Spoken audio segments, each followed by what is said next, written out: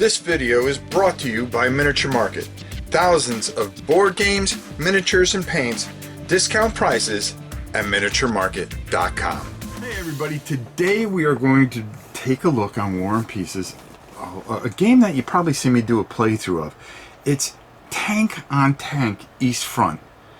Boy, what a surprise this was. But before I tell you my final thoughts, let's go down to the table and take a look at some Tank on Tank. Now, I'm not going to go over all the rules. I'll give you the good gist, and then go pick up a copy and you'll see what I'm not going to explain everything here, but we're going to go over just a couple of quick things and show you how all this works. First of all, the red number on the chit is range.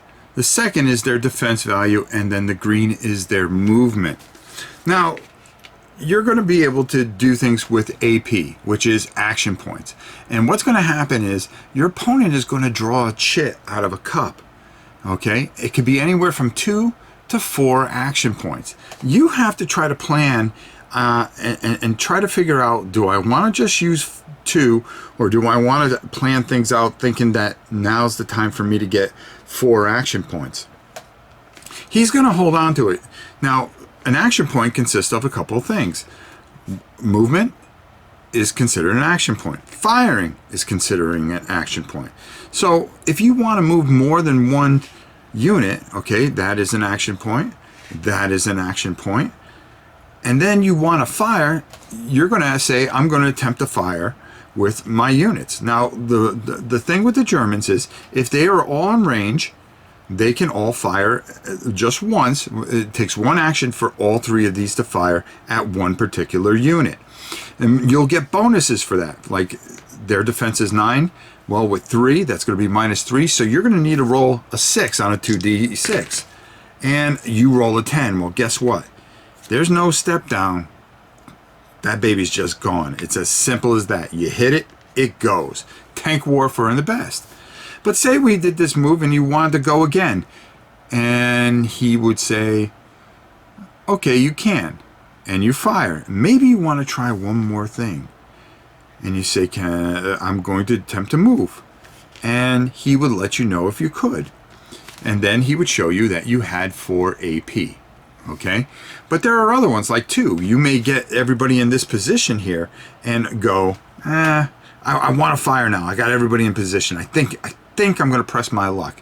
And it may be a 2, and he shows you a 2. That's the end of your turn, and it goes over to the Soviets. The Soviets have something a little bit different. They have a move that will take 2 AP. Now, every turn, you're guaranteed at least 2 AP. So they can use their full AP for a special ability where they can take and move the units, as long as they're adjacent to each other, wherever they want to, and fire as well, as long as all of them are in range, of course. So that's a neat little thing that the Russians have. The game plays fast, it plays furious. One of the things that people seem to be a little stickle on is where the front arc of the chit is. It's actually at the top of the thing. So here is the front arc, and anything below where the numbers are is considered the rear arc. So you can get flanked and get bonuses for that. People wanted to see a top down, but I don't think once you get used to it, it's just it has that head-to-head feel if you do it that way and think of it that way. So just a great little game. Very simple rules, but tons of strategy, believe it or not, enough to get you going. Let's go up top and get my final thoughts. Man, I just love this. This is awesome. Let me tell you why. Simple, easy. Listen, how many 10 to 15-year-olds just love tanks? Okay, just love tanks, plain out and simple. There's some infantry in there and some aircraft. We didn't go over that. We were just talking tank on tank. Okay, and if you're able to do that and be able to you know, talk a little bit about the history and so forth and so on, but keep it on such a simple level, this is a perfect entry level game with a little bit more because it does test your gray matter a little bit, and that's what this is all about. This is a perfect and fantastic game. I cannot go any further than to give this. If I had 3 thumbs, I put them up in the air for this one.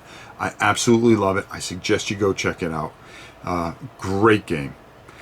Until next time, for War and Pieces, it's your old pal Rob. We'll see you soon.